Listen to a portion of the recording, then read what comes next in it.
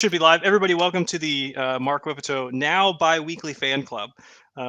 We're joined today with King Byron, Lord Byron of Surrey. We'll figure out what his official title is in a little bit. But today we're talking about knee slide. We'll get plugs out of the way, all that sort of stuff in a little bit. Short notes to go off of. We're both starting strength coaches. There should have been a third starting strength coach here named Chase Lindley. However, he got sick. He does not have a voice anymore, so he's out for the show. So we'll get him back next week. We'll talk about his interest in knee slide, his BJJ career, things like that. I am here with Byron, though. Byron, do you want to give everybody a quick introduction? Hi, everyone. Okay, so Alex, thanks very much for having me on the podcast. I'm the starting strength coach based here in the United Kingdom.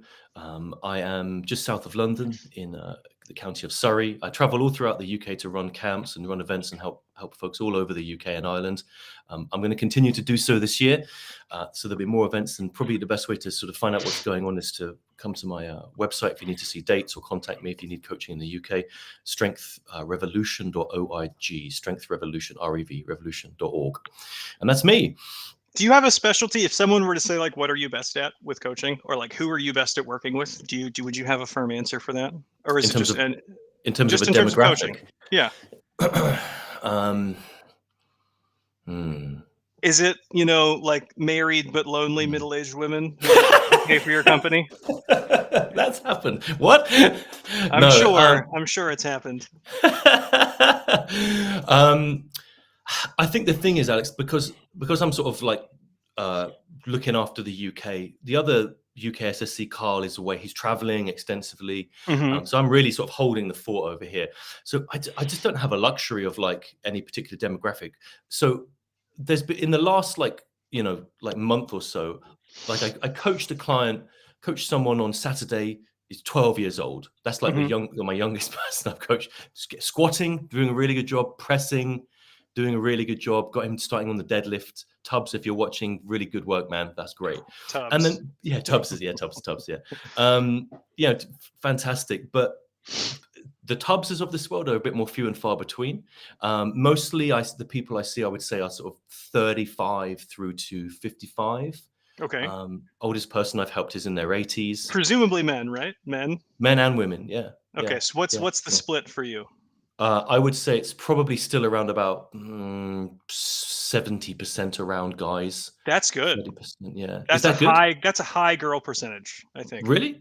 Wow. Yeah. Okay. I was really hoping to get more women in the UK like training like this and doing starting strength. That's one of my sort of objectives, to try to help more. I was actually having this chat today with a friend of mine, just saying how I think with strength training, I really feel that long term it might mean more to women than men, because guys are just naturally a bit more muscular. They have that on the frame in most cases. Women they kind of need that, and certainly when women get close to 50, there's issues there that can work against them. So I think it's like really important to coach, to get women training with barbells as soon as possible. I don't know how it is in the US, Alex, but in the UK for a very long time, I think women were not really offered any kind of training like the kind of training we do. They really weren't offered that sort of option. They were diverted towards very high reps, very cardio-based exercise, kind of steered away from the weight section. It's still exactly like that here. Is it still okay? It's still exactly like here. There is thanks to Insta Fitness, there is now sort of like and you'll see this with like a ton of previously male-centric hobbies, is that once there starts to be some sort of like female injection as related to social media, will start pouring in, and then these people have women will have role models, and they'll be able to like chase after it. So like a guy, he may have been thinking, like I watched Pumping Iron when I was 12, like it's time to get after it. I'm going to lift weights for the next 40 years. Now women are started having role models, or like Jessica Butner from like Canada, I believe. I think she's Canadian. She's like, okay, she's pulling 600 pounds and like looks great doing it. Like she's a role model for me now. Now I'm going to get after it. So like girls lifting weights has increased dramatically over here. But if I had to bet females' participation in fitness group classes versus lifting by yourself, I would say it's probably like 80% still kind of group class oriented. Yes. Orange Theory or like the bar method, CrossFit, those sort of things, as opposed to just lifting by yourself. Yeah, I've noticed that as well, because when I do the remote days around the UK, I often inquire at CrossFit gyms if I can just hire the space there, Hmm. and because I arrive early, I get to see their classes when they're wrapping up classes and stuff, and I very much can confirm that Hmm. they get a good like 50-50 split on men and women at those classes. Hmm. So in that respect, it's very good, because then people really are, women really are picking up the barbell, and they're not shy of like this kind of training, contemplating like even things like chalk and all these sorts of things as well, that just Hmm. that we just take as standard. They're just getting stuck in and like getting really good results as well. So yeah, Hmm. fingers crossed there'll be more, kind of more development in that direction, but we'll see. Right. I um also do have a theory that it is largely based off of the looks of the coach. I know mm, some more homely looking coaches, and I'm like, "What's your mm. kind of guy girl ratio?" And they're like, I had one female client like 2 years ago, and that's it." And I'm like, "All right, cool." I'm like, "All right, I get it." Okay. I think that's a large. I think that's a large part of it. Yeah, one of my most handsome friends from high school does Orange Theory now. And I remember him. He posted. What is that? Sorry, what is orange? Can you run this by Okay. me? What Oh, is this? Orange Theory. It's sort of like a. It's like it's not hit work. It's not list work. It's like this moderate intensity, constant movement cardio class with like very light weights. And then the goal is to keep your heart. Everyone Mm, wears a heart rate monitor, and the goal mm, is to keep your heart rate in this zone. It's not like the red zone. It's not the. And they have a theme. You can like everyone wears kind of the same clothes. It's very culty. All of the lights like the. It looks like a nightclub. Like if you look up Orange Theory, you'll see it. Oh, there's Eric. How's it going, Eric? Eric, did you have your second kid yet? What's going on with the last time I talked to Eric, he was having some sort of like terrible inguinal pain issue. What the hell? oh, Yeah, update me on that, Eric. But yeah, Orange Theory is interesting. mm. But yes, back on that, my most handsome high school friend works for Orange Theory now, and his class was all just women. All of them were just like desperately leaning into him, having a wonderful time. I think that's part of it. I think if you're very handsome, go for group classes. So, okay, so all right, what do you think we should do with that, Alex? Like in terms of the ethics of the thing, um, where do you go with that? Because normally when I'm with clients, I'm quite mysterious. They don't like know that much about me, because the sessions are quite busy, so they don't really find out that much about me in terms of like my like marital status or anything of that nature. Hmm. Because I just normally sort of like just get on with. There's so much to do in a session. When I see someone only like once or twice a year, I've got a lot to do. So like we're at the. I don't know if you do this, but in the way I do starting strength, it's almost like a consultancy. So I'm Yeah. mapping notes onto the boards. They've got detailed notes for each lift if we've changed anything. So they don't have to Hmm. worry about writing down. They can just focus on Yeah. listening to me and doing the lift. So Yeah. we're at the whiteboard, we're doing the training. If we're not doing that, we're discussing what's going to happen next, or I'm Hmm. explaining things. And sometimes, man, I tell you what, it's very little time to chat to Yeah. people. I kind of miss it a little bit. Yeah. Yeah. But I guess you Indeed. get these situations where I don't know. What do you think? Do you think it's ethical? Or maybe we shouldn't even be talking about this. Where Absolutely, it's ethical. Yeah, I okay, think so. Like a lot of restaurants will do this. They'll hire their waits. I don't know if you may have some right. sort of laws. You have a much different legal system than we do in America. But they'll hire their wait staff as performers as opposed to just like Ah, functionaries, so that they can right. gauge them based off of how pretty they are.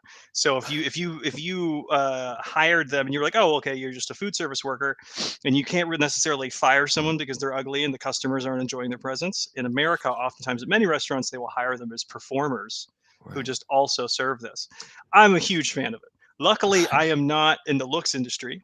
Um, I just came back from judo practice right now. It was 2.5 hours. It was terrible. I smell terrible. My face is all beat up. It's great. In my industry, it is not looks based whatsoever. But if I did have those assets, I would lean into it so hard.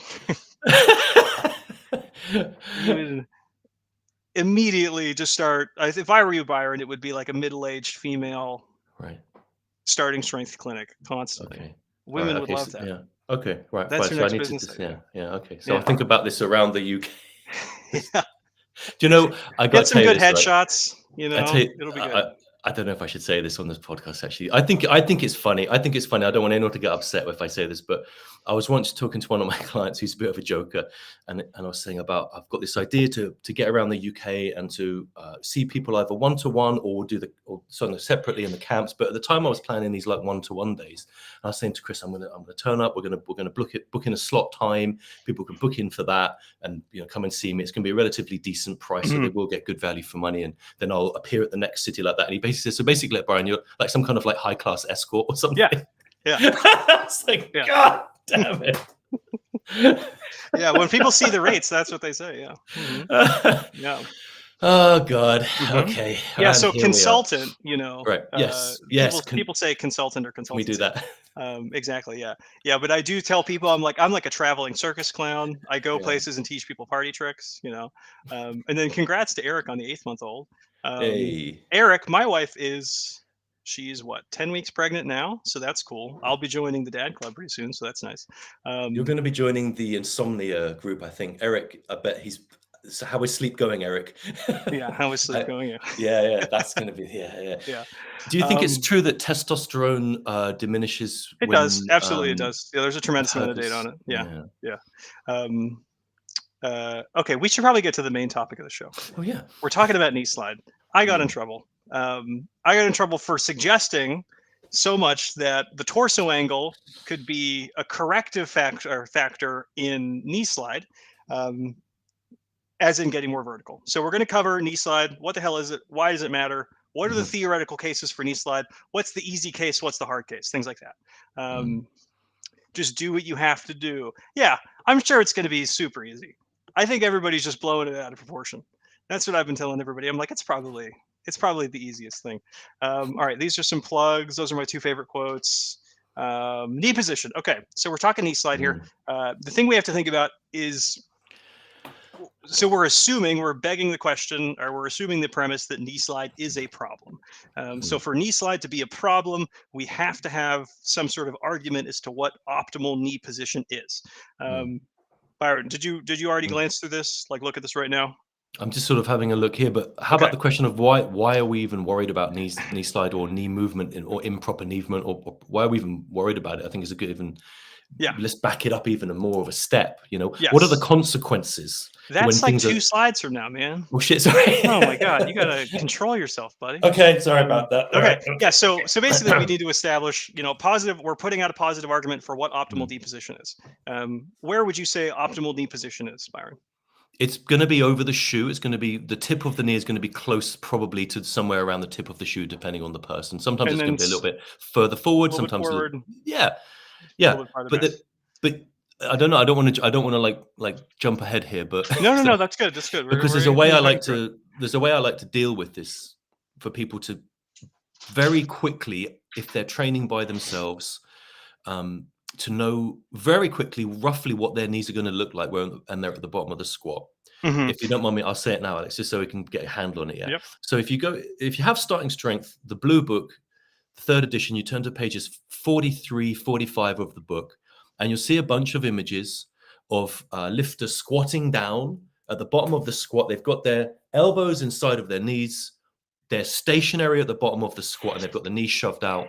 And there, if you view the lifter side on, you can see this is what you're going to look like at the bottom of the squat. Now, if you don't have a mirror, most people, we don't like generally using mirrors in home gyms or gyms if we can help it. So just take your smartphone, put it side on, just film yourself doing that. And then as you review it, you're going to see what it looks like your knees are going to want to do when you're at the bottom of your squat. Yeah. Okay. So the last part of what he said, what your knees want to do at the bottom of the squat, if you are actively thinking about your knees, you'll probably have them in some weird position. But if you aren't thinking about your knees at all and you do that bodyweight squat, your knees will end up basically in that terminal position every time. Yeah. With one caveat, we just want to make sure when you're down there that your shoe is flat and you are in balance. So don't be like riding up or anything. You'll come back to that later, I know, for a point, but that's very important that you're in balance when you do it. Yeah, so I think the in our teaching progression, we'll have that person be at the bottom of the squat, and a lot of this is sort of magic of coaching. We make sure that they're on the foot at the same time. We make sure the hips are lower enough, and then once they're in this correct position, that's when we start pointing things out. Oftentimes, if you tell the lifter exactly where they're supposed to go, they will start interpreting that in their own head, and then they'll kind of end up in this weird wayward position. Whereas if you just have them, assume directions, which we use through cueing, then it's like elbows inside the knees, drop your butt behind your heels, and they'll end up in this correct spot. And then that's when we start pointing things out. The knees end up basically right over the toes. My population tends to have a lot of dorsiflexion to spare, or the ability for that knee shin to travel forward. So they end up with their knees slightly forward. That's where it ends up 90% of the time. If you're running into an old geezer, or you are the old geezer, your knees may not be able to go that far forward, right? And then we have to compensate with a little more horizontal torso angle to finish. So that's any other points on what optimal knee position is, Byron? In terms of the view on the side, that's what you want to look for. But I think we just want to make sure that if we look at the lifter from the front, that the knee is also tracking in line with the shoe and is not accidentally gone outside of the shoe or gone inside of the shoe. So it's not moved laterally or medially, and just make sure it is in line with what the foot's doing so that the two things are in agreement. Yeah. And that's really what people want to be aware of. We want the knee to move like a hinge. So the joint of the knee is a hinge joint. So it wants to open and shut like a pair of scissors, like so. I wish I had scissors now so I could show it, but it wants to do that. It doesn't want to do this. It doesn't like the other one. Okay. That's really what I think we're trying to deal with on the pod, is prevent that sort of issue. And that kind of mal-tracking of things. Okay. Other questions to cover. We're gonna get more into the nitty-gritty, but we'll stop for these next few. Run through them real quick and go to the next slide. The next thing we need to cover is the knees have to move into their terminal position. So when we're saying move, that means more translation of the knees in space, not them opening and closing, like the knees shifting into their final position. And then what we say when we say knee slide is basically it's like that shifting, but like a pathological version. The bad shifting turns into sliding. The next point is it's typically a symptom of another problem rather than just the problem itself. It's very rare, or at least in my experience, for knee slide to just be the only issue, or for that to be the issue that causes everything else. However, it is one of the easier things to see, which is why people tend to really focus on it. And that leads us into number 4, which is another area of debate, is can it be the only problem? And when it is the only problem, how does that look? As opposed to it being a symptom of something further up the chain. And then we're covering this optimal knee position. We covered it slightly past the toes, in line with the feet laterally. Great. The next question is going to be, when do the knees get there? Thoughts on this one? Ideally, what you've said there. So start of the descent, third of the way down, latest half of the way down, because we really don't want the knees moving forwards when the person is approaching the bottom third of the descent. And this, Alex, this is where I want to just bring up a little issue. Tell me if I'm, again, getting ahead of myself here.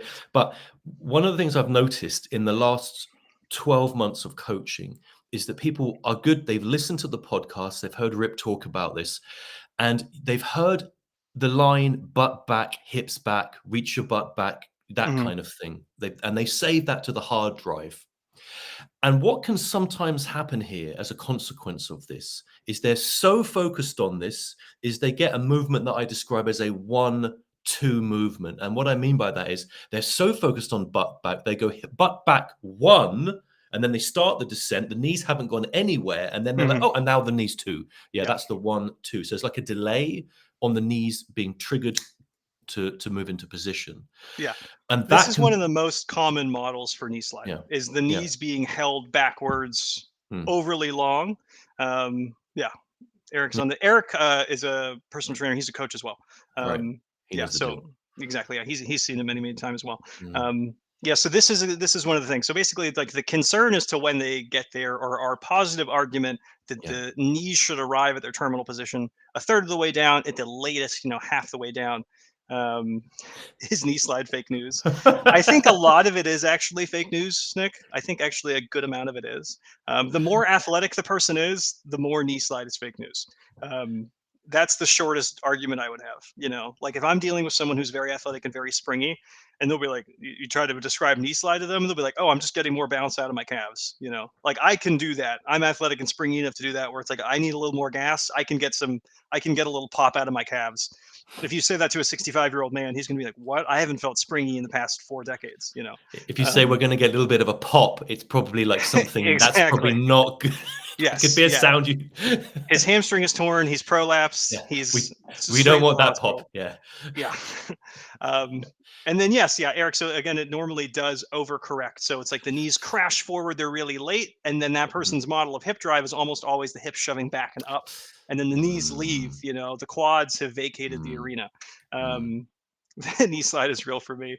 Yeah, your knee slide's okay. Your knee slide's not super bad, Nick. Now, I know I'm sorry for going down these tangents, but here's an interesting one that I think going back to that timing of hips and then late knees suddenly going.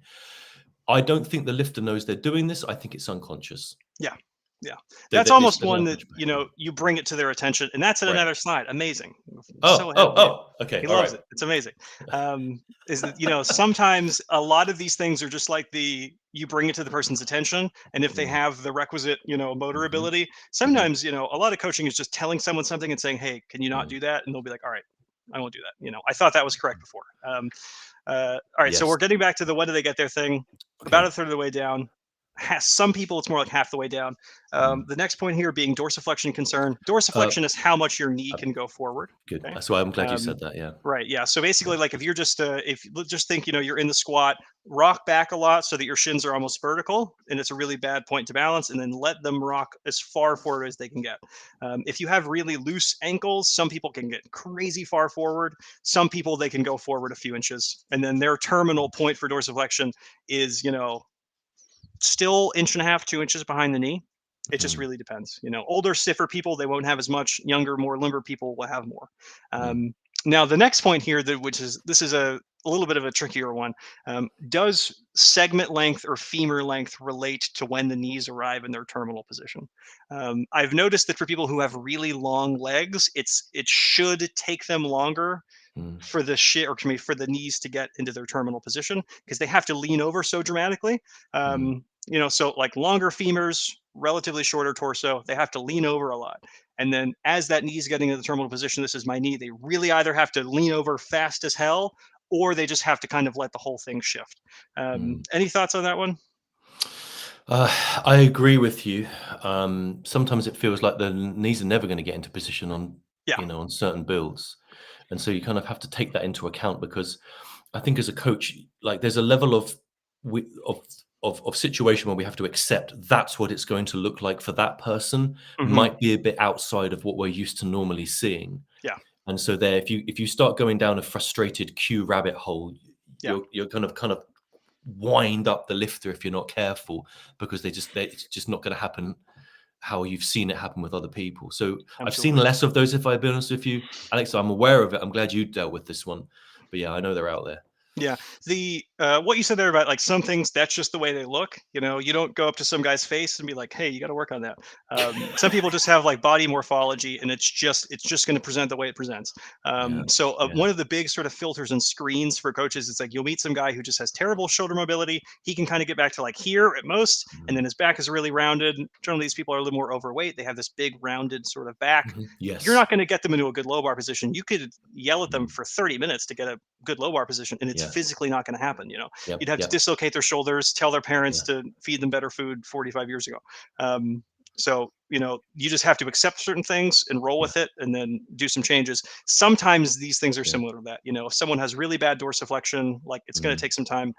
This is another thing where it's like in cueing, if the person is athletic enough to produce really spontaneous large changes, it's generally an awareness problem. A lot of other things you have to change them incrementally over time. So I don't really mind cueing for a more vertical torso angle on someone who I know really leans over all the time, because they're not going to magically do a high bar squat in 1 second. You know, in reality, even if I tell them to not lean over at all, I may see a 5-degree angle change at most. And the same thing with the knees. So it's like, if I tell someone crash your knees forward as fast as you can, and there's someone who's used to keeping their butt back and they're used to doing what Byron said earlier, and even if they're thinking I need to get my knees forward as fast as I humanly can, you may hear that cue and then think that cue is incorrect, but you're overcorrecting, and that's what we'll get in that in the next slide. Okay, because I had a point to say on that. Yeah, you have One to be other careful. Yeah, exactly. One remaining thing here is that Go on. do you think how fast the knees arrive is related to the absolute descent speed? A lot of my lifters squat real fast, so the knees are getting there real fast as well. I'm concerned about that, Alex. I'm glad it's in there, because I would have mentioned it if it wasn't there. But when we're trying to get something in position quicker, I'm wary of the lifters suddenly thinking they have to sort of dive bomb in, because they've now thought, oh, that needs to be quicker. Now everything's quicker. And I don't really want them dive bombing in, because what I found when they really aggressively dive into the squat, they almost like tumble in. They come in kind of loose into the position, and they don't give themselves enough time to get everything in position, because they can't. It's just too fast, and then it's all over the place. So I'm very concerned. Counterpoint. Go. Yeah. Do you often find that the more unathletic the person is, they end up doing tempo work on everything because they're so relatively bad at and thinking about movement? Sometimes I'll get my hands on a lifter and then every one of their squat descents takes 4 seconds, not because it's hard, but because they're just like thinking and being like, I have to do everything perfectly, go really slow. Yeah, I run into that, I would say, more commonly than the other one. Yeah, I'm not sure. This is all certainly, a bias in general, like coaching personality in addition to populations. But when I get random people who want that sort of starting strength introduction consultants, it'll be the people who they take 15 seconds to set their deadlift reps up. Their squat descent takes 4 seconds. They unrack the bar and they stand there for 20 seconds because they're like, thinking through everything. Sometimes I've had to be like, are you okay? Before they do rep one, be like, you're starting to just get a bit worried about that. Like, remember, you're supposed to do a rep now, Yeah, I run into that a lot. Do you run into that? Not so much. Okay. I've had some overthinking on the deadlift, where they're doing a lot of shuffling around and doing this with their hands on the bar a lot. That's a whole nother conversation. I haven't had so much of that. In terms of countermeasures I've needed to use, sometimes the tempo. Sometimes I will use things like box squats if I need to control a position in the descent. Probably, I don't know if we were probably going to come to it anyway, but I was going to say tubo. I wouldn't be surprised if that's coming up very, very soon to a That's screen the next near one. you. That's 2 screens. Okay. There we go. Yeah, so I'll park that for now, but that's another control measure I've used. The tempo sometimes, this is going to sound very strange, and I hope I don't get any hate mail from it, but I have noticed one phenomenon in the gym is that many of the people that come down from the city, from London, I know, let me finish. I don't know what it is, but the Londoners are all rushing on all the lifts all the time. All their setups are rushed, all their descents are rushed. I have to slow them down. Yeah. I can't explain this to you.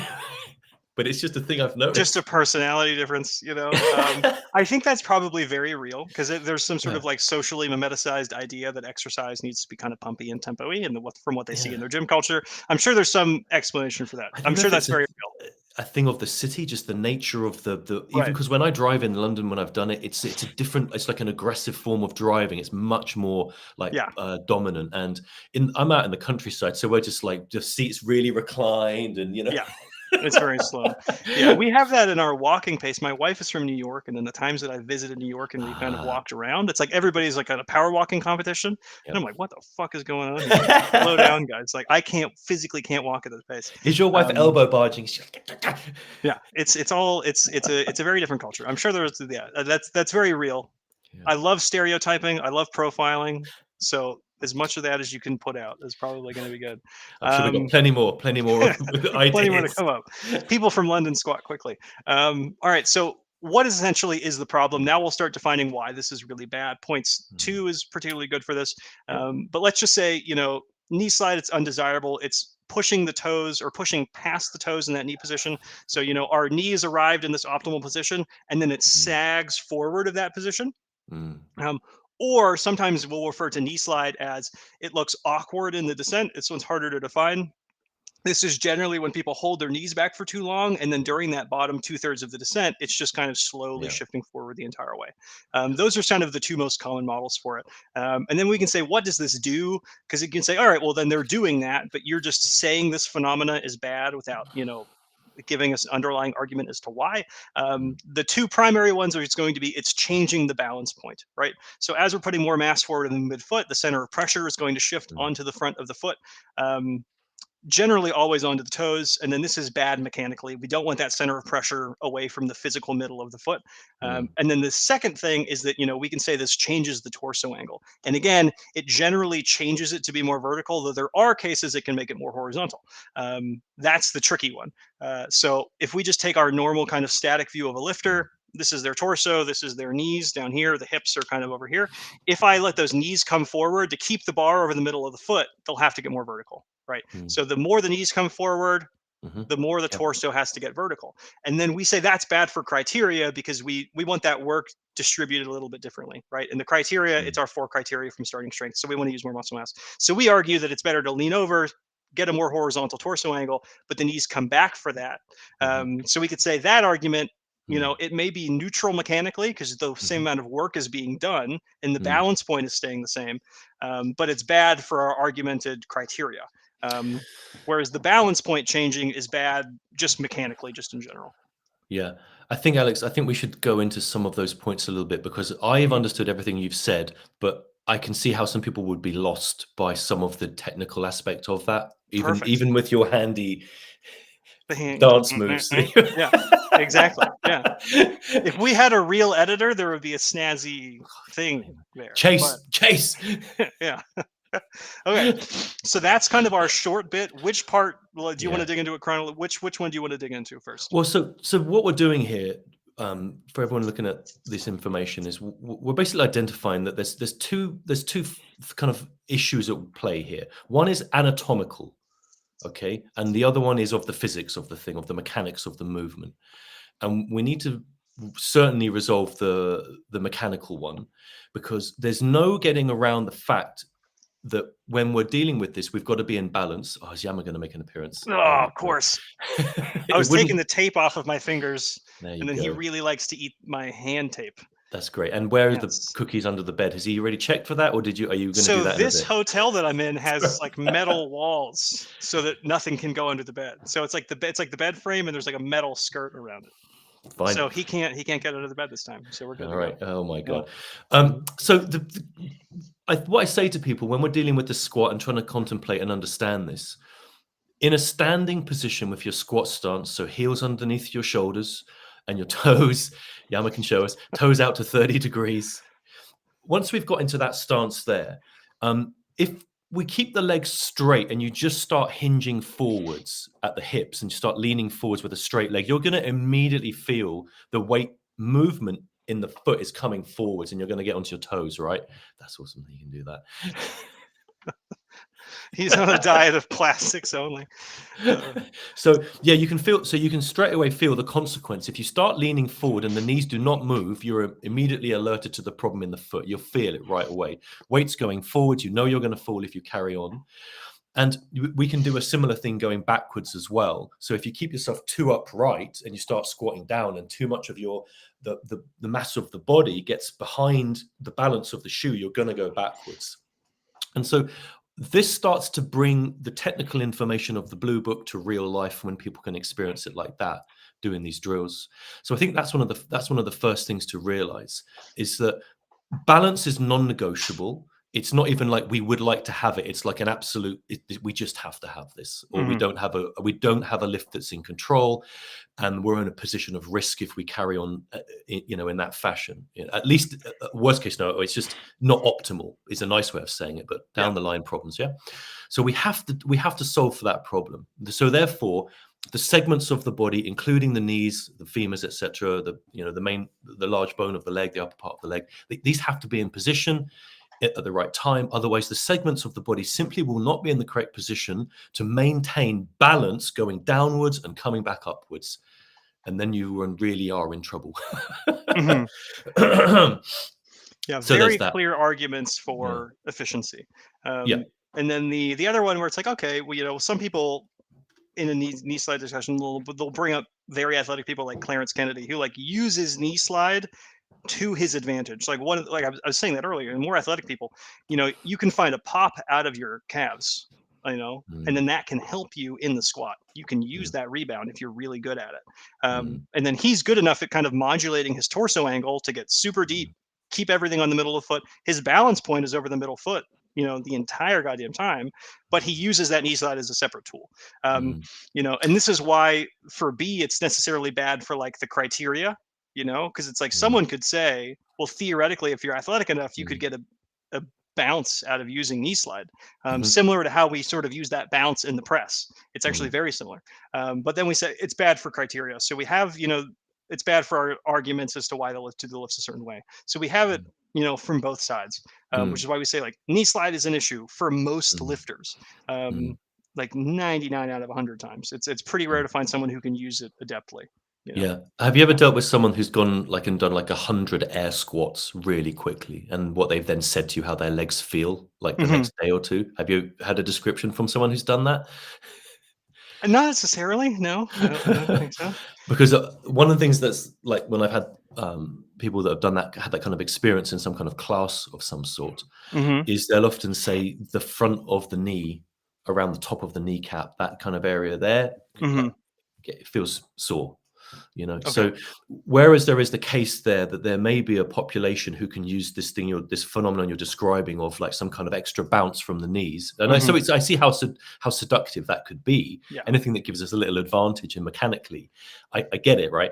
But I can see on the other side of it the problematic angle of it from lifters I've dealt with, which I'm sure we're going to discuss, bring this up a little bit. And then the next thing is that you'll know it if you are one of those people. You'll know, you could actually jump decently high. People will remark on how athletic you are. You've tried sports and you've been successful at them. That you'll be one of those people. All right, common fixes for knee slide. And then we'll go into the tricky case, which is the fun part, and then we'll start putting some videos on the screen. The first one is going to be awareness and understanding, like academic understanding. Some people don't know that they're doing it, and some people don't know that it's a problem. And then a lot of times you can just be like, hey, hold your knees back a little bit, or please don't do that. Some combination of that, and then they'll be able to fix it. And a lot of that is coming from just a misunderstanding of what they're doing. How often do you see it as people just kind of misinterpreting the model? Quite commonly. Yeah. And this occurs on other lifts and other variants of this and other types of the lifts that are similar kind of things. I mentioned earlier, like people hear Rip talking on the podcast about this idea of, okay, now think just hips back, butt back. And that's deliberate because most people's issues are they're really upright. They've only known high bar squatting. They've never contemplated this idea that the hips are going to go back. So broadly speaking, that is the right message. But then you get yourself into this sort of problem area where actually now we need to just kind of refine that a little bit and clear up that territory. So pretty common. One of my favorite Rip quotes is, "You don't get to redefine something and then say that it's wrong." I love that.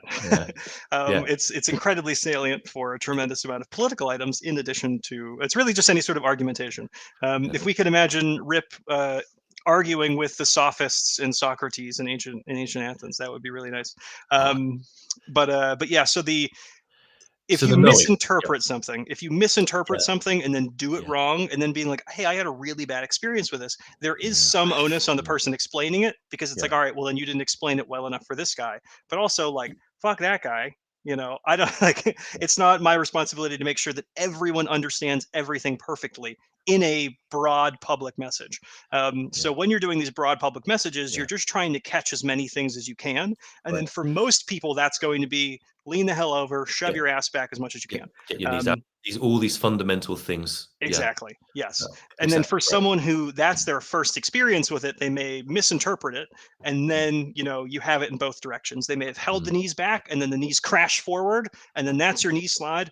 Or it could be the opposite case. It's nice that knee slide, it's kind of the two opposites. You get it from both angles.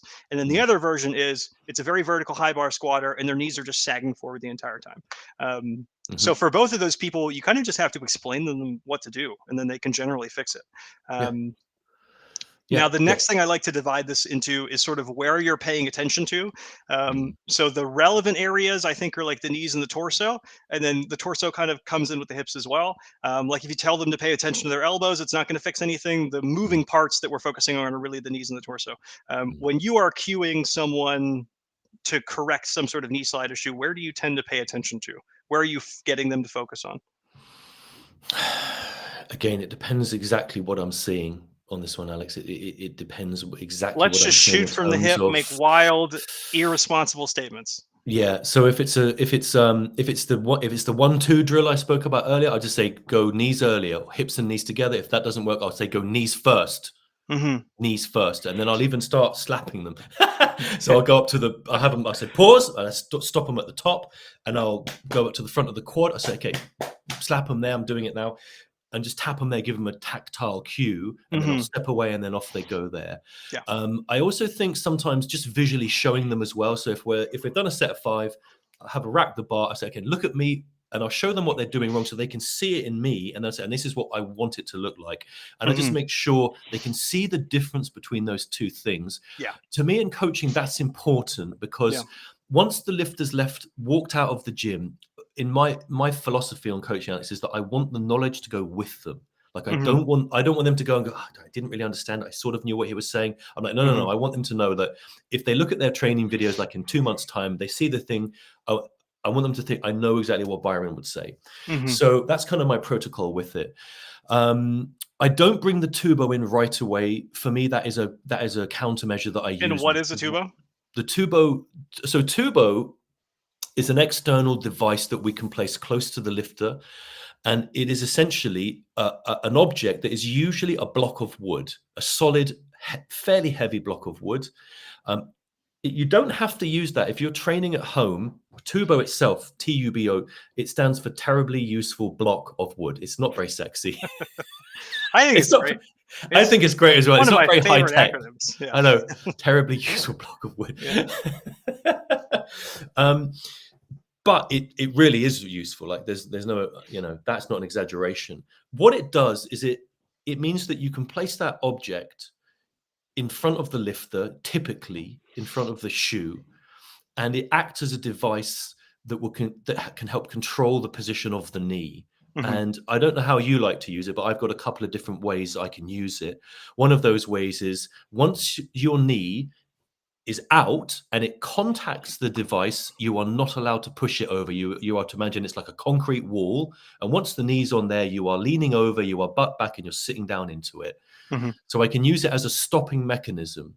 For people who aren't getting the knees out quick enough, I can say, okay, let's get the knee straight onto the board right away. So I actually can get them to positively reach out to it as well. I think that's less common.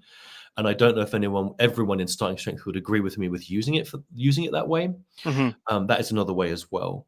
And for people that don't have this sort of equipment at home in the home gym, I'll just give one quick tip that I use all the time. If you want to create a tubo, just take a piece of a luggage that is like a carry-on bag that you would take on the aircraft with you, not a check-in bag, a carry-on bag.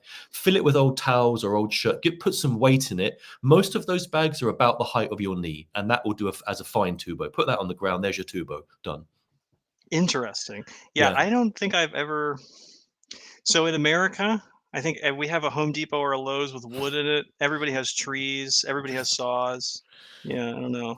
I don't think I need to use anything improvised. Yeah, normally I'll just be like, hey, can you just get me, like a 4x4 and make it the height of your knee? And people are like, great, yeah, I'll just cut one 2 seconds. It's a bias to starting strength viewers. You guys probably, that attitude. You guys don't have legally. I don't know if you guys can even have saws at this point. Everything is just spoons. Yeah, it's probably been restricted at some point. I don't know. Sure, I don't know if we can have chewing gum anymore. I'm not sure. Not sure what's legal anymore. Yeah. So if you've bowled before, kind of the bumper rails for bowling. That's what tubo is. It's just basically a constraint, and you can use the constraint however you want to use the constraint. You can use the constraint to avoid it, or you can intentionally hit it and see what happens, or you can flirt with it really closely and then see what happens too. Mm-hmm. So generally I'll like to use the tubo as a means for that person to kind of I don't want to say learn, but it's really helpful for fact finding, because you're not going to be doing it all the time, but it's good just kind of understand principles. So a lot of times I'll just put it there and I'll have the person squat just like they were before. If their knees are going too far forward, they'll blast the thing over. And I'll be like, great, squat again, but don't do that. And 9 out of 10 times they'll be able to figure it out on their own, you know? Yeah. Um, But this is also why tubo, it cannot be a foam roller. It needs to be something solid with yes. Yeah. some You sort want to of have it a little bit. density. Yeah. Yes. Yeah. Yeah. And then for some people, I'll even put it slightly, if you're holding the knees back and I know you have dorsiflexion to spare, let's say you're leaning over a little bit too much, I'll put it slightly farther away, maybe another half an inch, maybe another inch. And I'll say, all right, I want you to tap it, but don't knock it over.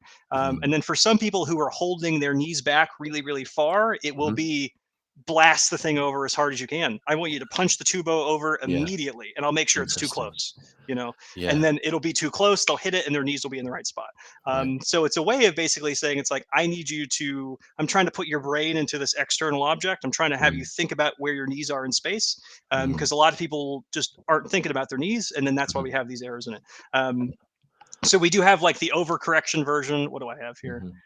Let's see. Yeah, overcorrection with holding the knees back, anchoring the knees over the toes. So yeah, so our sort of options for bringing attention to the knee to fix it.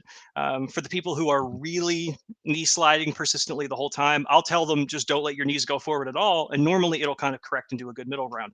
And then for people who are, I've said this anecdote before, and if you're a little bit more aware of it, whenever I was squatting at the last seminar, Rip was very sternly watching mine, kind of very silently, and I was like, God damn, this guy hates me. Like, what's going on? And then his cue for me on rep, they were all like RPE 7 squats. It wasn't anything crazy. And then his cue for me was just like tight knees. He said it very quietly. He was like, tight knees. And I was like, okay, I know exactly what he wants, you know. And then he just wanted me to have a little bit more quad tension. I kind of flexed him a little bit on the way down, slightly slowed down, held them right over the toes. Some people, all you just have to tell them is something like that, like tight knees, hold them over your toes. Sometimes that'll be great. That's so interesting. I love that, because it's sometimes in this situation with the knees, people just got a little loose, you know, just a little bit of looseness crept in. Maybe it was because it was a very low intensity for you that wasn't particularly challenging. So you just kind of got like a little bit, I'm good, I've got this, you know.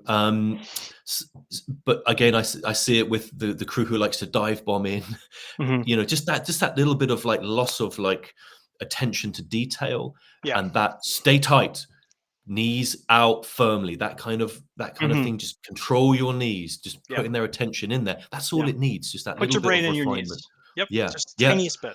I do. And that's the, you know, I mentioned the tactile cue earlier. So sometimes I'll tap them just above the knee. I say, just put your mind here, control that position. You're right at the base of the quad. Not the base, I don't know if that's the right word, but the distal end. Yeah, near the kneecap. Yeah. So the knees, I've noted that knee thing, it's kind of mostly attention. Like the person just sort of has to understand it. The tubo is a great understanding tool. And then the torso, if you're cueing for the torso angle, interested to see if you agree with this. This one generally is like actually corrective. You have to change their torso angle to produce results in the knees. If someone's sliding their knees, I can just sort of tell them about it, and a lot of times they'll fix it. If you're talking about the knees in particular, but if I have to cue the torso, a lot of the times I'll have to really work to get some sort of like literal change. It won't be the same torso angle at the end of it. Now, when we say, you know, it's if the person is staying too vertical, generally that verticality in their torso is causing the knee slide. Again, you know, this is the shoulder up here. This is the knees down here. If that person's staying too vertical, the knees have to go forward a little bit more. If the person's really leaning over, the knees have to come back.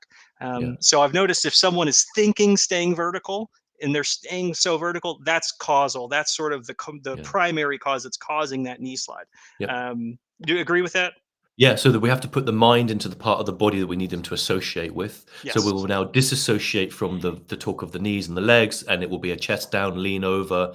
You know, even I tell you what, I want to credit Carl on this one, because I stole this directly from him. He will actually get in front of the lifter, and if it's a guy, he'll just like hold his hand out and say, okay, lean over and hit my hand with your chest. You know, he'll put it right there. And they have to get down and tap the hand. If he's coaching a lady, he'll just hold his phone or something and use that as the device. You know Yeah. what I mean? So Yeah. I think Pat that's, my and bum. I took, Yeah. as soon as I saw him like work, I thought I'm Hmm. definitely going to take that. You know, I think Yeah. that's some good work there. Have you guys ever done a camp together? Yes, we have. We did one in You guys London. have a very Mario and Luigi vibe to you. What does that mean? Do you know the characters Mario and Luigi? I'm not exactly.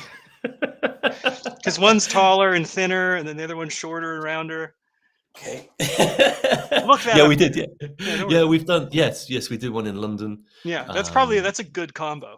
That's a yeah, very good combo for you guys. yeah, yeah. Yeah, I think if there are I more. think our characters are quite different as well.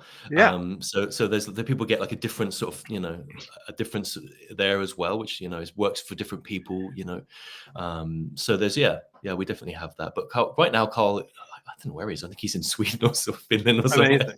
He's I just love it. like the nomad, the digital nomad. I love it. Yes, yes. Okay. So where were we? So we were discussing the leaning. Yes. So that was the vertical version. And then what happens Yes. if the lifter is already pretty horizontal and they're still having knee slide? This is the thing, isn't it, Alex? This is exactly the thing. This is exactly the thing. So what happens? What happens if someone is already leaned over and the whole thing is shifting forward? The thing is, you know, when we were discussing this on Slack and we were messaging each other, right? I'm telling you what I had to do when I was contemplating it was I got into the squat position. I didn't know barbell. I squatted down and I literally had to recreate this myself to feel it happen so I could understand it. And I think, again, I said this earlier, but for anyone watching this, sometimes as we describe things, if you just take the stance and simulate what we're talking about, you'll see how the body wants to move. When Alex was talking about if you're in an upright position, you're squatting down. If you pull your butt back, because the leg and the knee is attached to all that, it's going to drag the knee back with it. So as the butt goes back, the knee has to come back. It's part of that, the segments that are linked together. We just call it the balanced linkage model, right? And again, if you lean over is the same thing as butt back. Lean over, your butt has to go back. So all these things go on. But now we've got a situation where you're down in the squat and you're leaned over and very leaned over, and if you feel it, you can start to feel the body starts to come out of balance. Yeah, and Yes. you are definitely leaned over. There's no way the chest is not facing the ground. The knees are out. Everything looks on paper to be good, but we've got a balance problem. Yeah. So for deniers of this, it's very funny. Generally, it's a really good indicator that they aren't working with people who have a lot of dorsiflexion to spare. So if you talk to someone who's only training, like late middle-aged folks, and then they don't have any spare dorsiflexion, you're very rarely going to see this but it is something where if the lifter's already leaned over and that knee can travel forward, if they get really tired, right, their quads are tired, their posterior chain is tired, they're losing control of the torso angle, so it's getting more horizontal, and that horizontality means, guess what, the bar has to go forward to the midfoot, and then if that bar is going forward to the midfoot, what do I need to do to stay there? The center of pressure on the foot needs to shift forward as well, and then the knees shift forward to compensate. So it's compensatory if the person has dorsiflexion to spare. And this is the thing that you'll see again. And I think it's also a thing where people who haven't done very many high rep sets. I'm doing a neck injury. I have a neck injury right now, so absolute load on my back is very limited. I'm doing sets of kind of like 12 to 16 with 275. So I'm just doing these very high rep sets. A very high rep day is more like 20, and I noticed that as I'm getting more towards like past rep 15, I'm so goddamn tired that I'm using everything is more onto the toes. Everything's falling forward because I just can't control that position anymore. So you'll see it all the time if someone has dorsiflexion to spare. Yeah. Now, what if you were filming yourself and you were looking particularly at your footwear? What would you notice in the shoes that was happening when that thing you're describing occurs? What do you see? No, you don't see anything. So again, if the person is a dweeb and then they don't have a lot of dorsiflexion to spare, the heel's going to come up, and then this is the thing that people get confused about is because the heel didn't come up. They're like, well, nothing can be wrong because I'm not seeing shift in the heel. Where it's like, actually, like some people, they can tremendous amount of dorsiflexion, and then you can replicate this without seeing the heel lift. All right, let's go back. I'm going to put a video up while you're talking, so please continue. Go ahead. No, I'm just saying, just being mindful of what the shoe does, and sometimes seeing that heel movement, it's something to pay attention to. Let's have a look. Was this the original video or something else? This is that video. Mm. Let's see, video, always split window. Nope. Zooming in inappropriately. Ignore that. All right. Can you see this playing, Byron? Yeah. Amazing.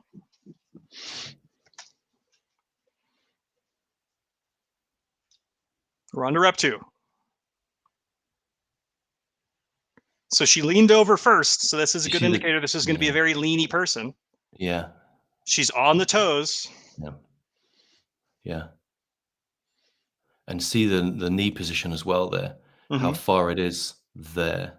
Yep. Yeah.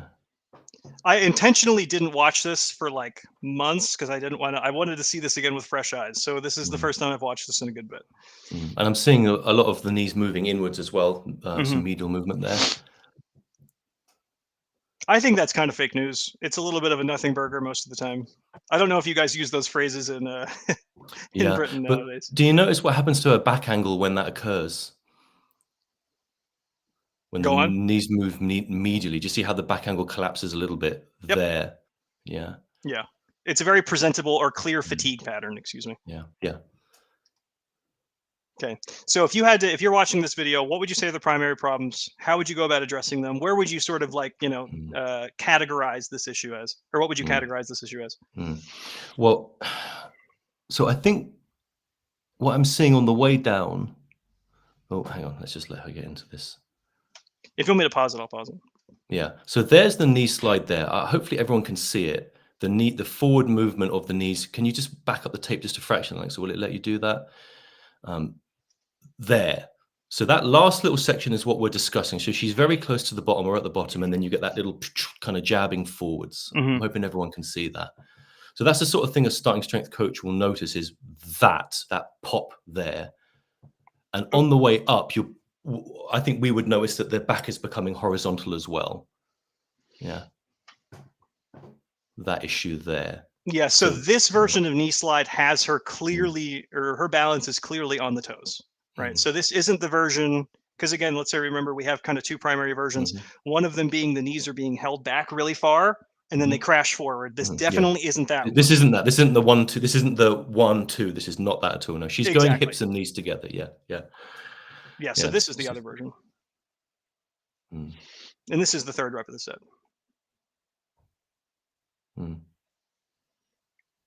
Thoughts on this rep? Yeah, I can see her sort of pushing backwards. Yep, we're back in the... Yeah. There's her bottom position right there.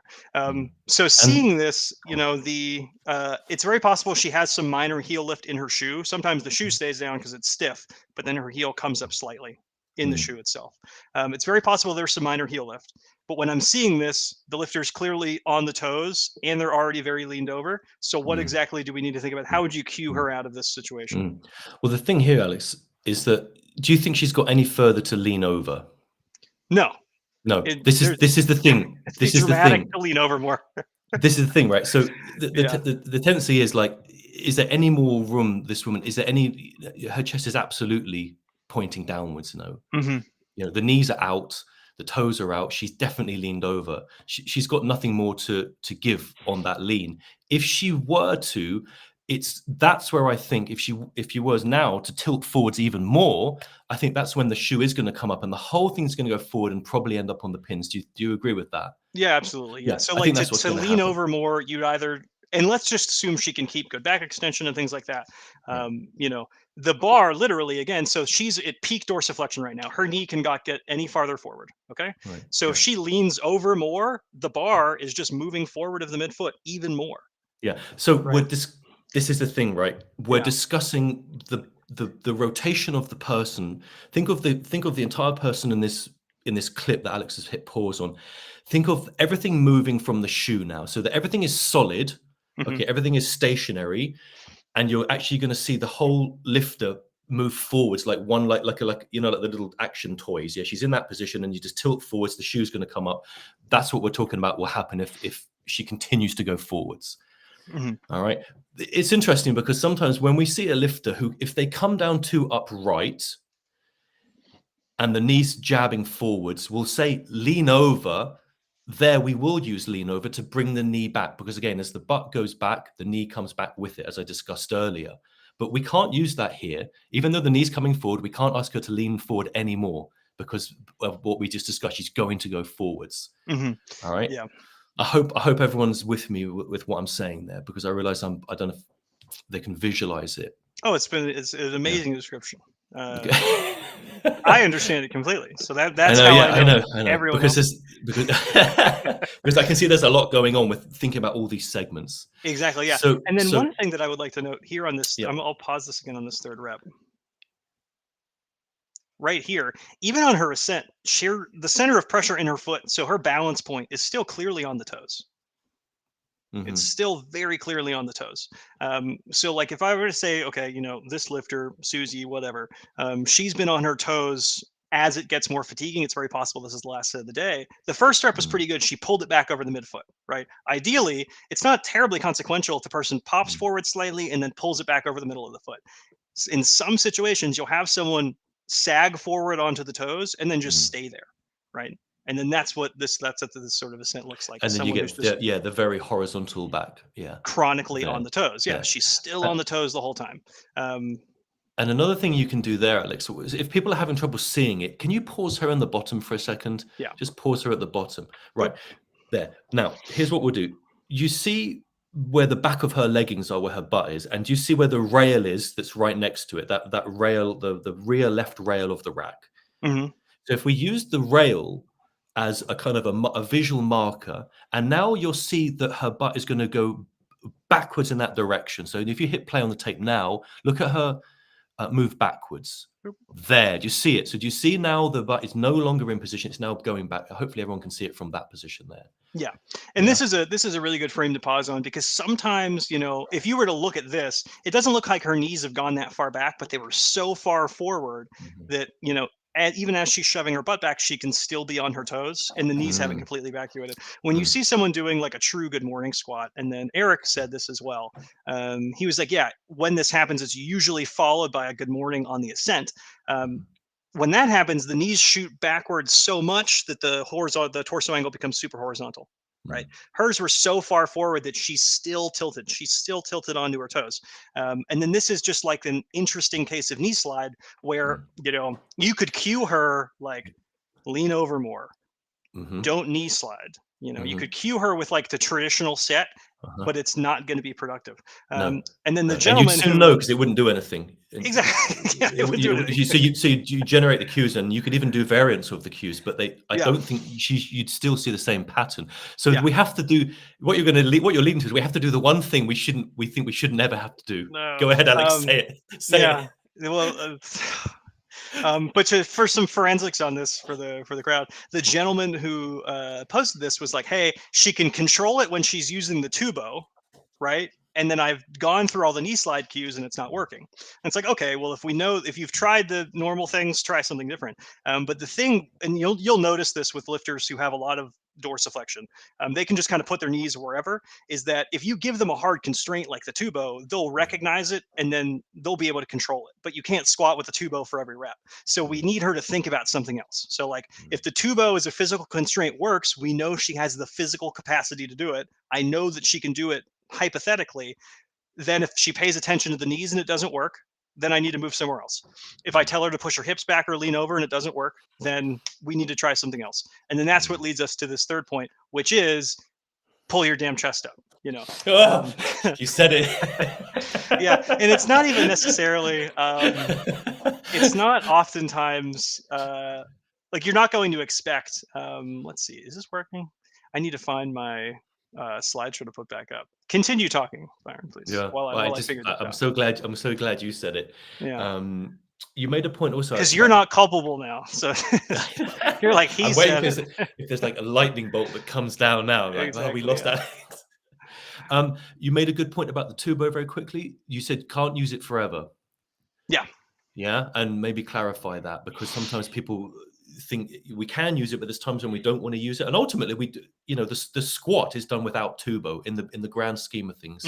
It's a device to correct. You have to take those. You have to take the training wheels off. You have to take the bumpers out of the bowling alley, and then like the tubo, you kind of have to navigate around it during an unrack, or you have to have a third party put it there.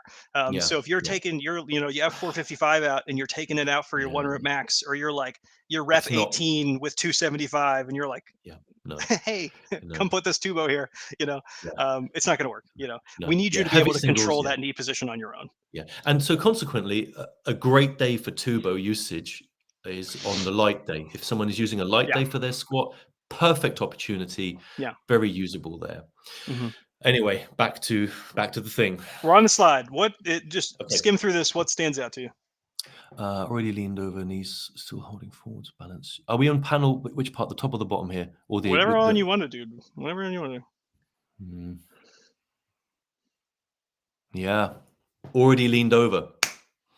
Knees still going forwards. Already leaned over. So a lot of people, if you are analyzing you have your stick figure model in from the book, a lot of times we analyze it like it's a Smith machine, and then the bar has to stay over the middle of the foot. And then if you do that, then when you lean over, the knees go back. Right? Because if I'm in a Smith machine and I lean over more, like you were saying, like when the hips go back, the knees, you take them with you. If you don't, something's terribly wrong.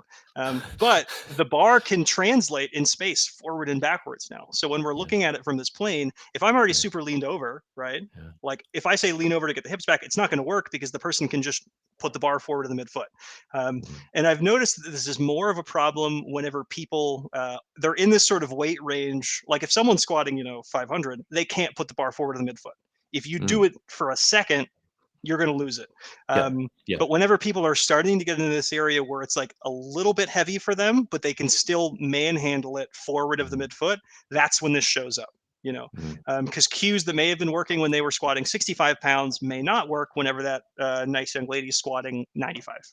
Because it's closer to her body weight, but it's not so enormous compared to her that it pins her down over the middle of the foot. Right. So the analysis that you have to do, you have to say, okay, well, lean over, hip go back, knee go back. Wonderful. But the bar can go forward in the midfoot. And that's where we end up here. So the cueing strategy that I've ended up using here and have had a decent amount of success with it is indeed pulling the chest up. And I'll use the words, pull your chest up. When do you want them to do this? Almost the entire time. So sometimes I'll say to people like, hey, I want you to squat, but keep your chest as far away from the ground as you can. I think the one that you wrote that I really liked was something about keeping the chest away from the knees, was it? Or keep your body away from your, what was the word behind your knees, keep your chest away from your knees. So it's almost the opposite of Carl's phone cue. So he puts his phone there to tap them in the cleavage, where it's like, I want the opposite of that. I'll be like, hey, keep your head as far away from the ground as you can while you're squatting. And then you won't see with a lifter who you've been working with for more than 5 minutes, or even yourself. Let's say you've been trying starting strength for like 4 months, or an intermediate lifter who's trying to work through a tricky technical problem. There is 0% chance you will magically turn into Lou and do a beautiful Olympic high bar squat. It's not going to happen. We're talking about an extreme case right now. I think, just to clarify, this is not, this is less often that you see this. So this correction is very bespoke. I would say it happens more than people think, but they kind of cue through it with brute force elsewhere. I would say, like a lot of times whenever people, because we've seen a ton of form checks through this show, and people will say knee slide a lot because it's kind of metasized, it's in our brains. We've heard it a lot. So people will think it's a problem all the time. And a lot of times they are just leaning past their toes entirely. I would say leaning past the toes is quite a common problem. How it presents, it changes in presentation a few times through. So if you can cue someone who's leaning past their midfoot with the bar, tell them to lean over less. Like any combination of cueing to think about pulling your chest up probably will work. But the thing is that you may, like, if you're thinking about thinking, all right, well, that's kind of against orthodoxy or something like that, you're not going to produce a beautiful high bar squat from a cue. Because you just don't know how to do it, and the mechanics won't let you do it. Nothing will let you do it, but it maybe will return the bar to the midfoot. So instead of being past the midfoot, you'll get back over the midfoot. Right, and I think that's important to point out that the person can't go back too much in the extreme of the other way, because again they'll have a new problem back on the heels, balance going in the wrong direction. So the gravity, the physics of the thing kind of sorts out the problem to a certain degree. And now we're just pulling them back just enough that everything's where we want it in terms of the position of the lifter, in terms of what's going on here. So this is it is subtle, you know. Yeah. I think And that's that's what important. a lot of coaching is. It's very subtle changes, you know. Subtle, yeah, it is subtle. It's sometimes like, this is a terrible analogy, but you know, if you go to a restaurant and you've got someone who's dealing with wine, the sommelier, and it's like the palette of the subtlety of the flavors of that, and they've got a refine, and they can just pair something with a type of food, and they've spent a long time developing that very, very finite ability to do that. And sometimes coaching feels like that. It's very minor things that we're saying, like you said it earlier when Rip said to you, just those 2 words, and not even loud either. Tight knees, I think is what you said. Tight knees, just tight knees. And I was like, great, I've got so much information from those 2 words, it's not even funny, you know. That's how it goes in starting strength. So that's the deal then, is controlling the situation between the upper body and the relationship with the knees and the legs into a way that resolves this type of issue. Any other, what are your parting shots for Knee Slide? Is it a nothing burger? Is it fake news? Should we be concerned about it? Are you asking me or the fans? I'm asking you. The interview. No, definitely. As far as I'm concerned, I want to identify it as an issue. I want to control for it, because you know what happens if you do not? Other cracks start to appear. Because if you just sign off on it, if you sign on with it, then the next thing you're going to sign off on is something else. And then they're getting under the bar in properly. Then they're unracking, and they're getting loose somewhere else. You'll see the shoulders. So in my experiences here, if there's a leak somewhere, there's a leak everywhere. And so generally we can't have any leaks. Display good hygiene with these things, like it's part of good lifting hygiene is just to make sure you're not fucking up these things.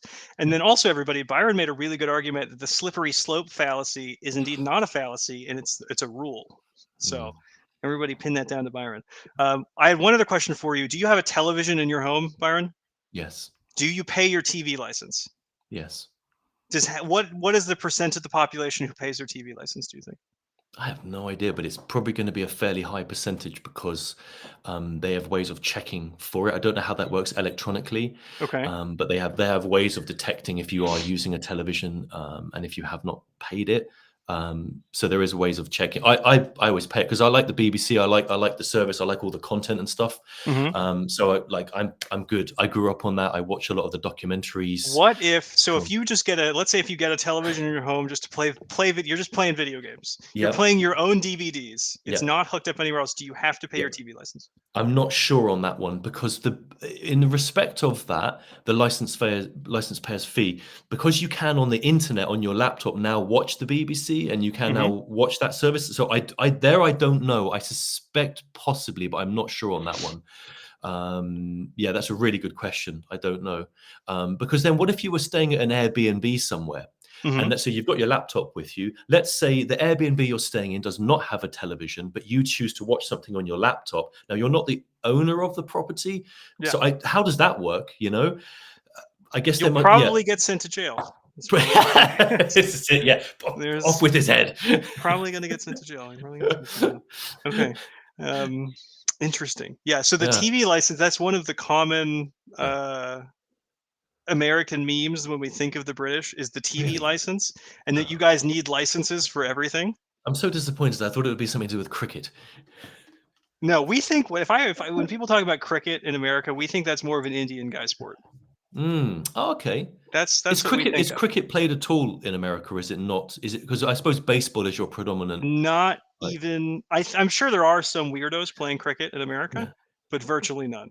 Right. And if they were all kicked out of the country immediately, no, that would be something that we could get behind, all of us, I think, as a team. Okay. Well, it doesn't bode well for lawn bowls either, then, does it? Well, I don't. A sport called lawn balls, I don't think would do very well in America. If you're playing lawn balls with the boys.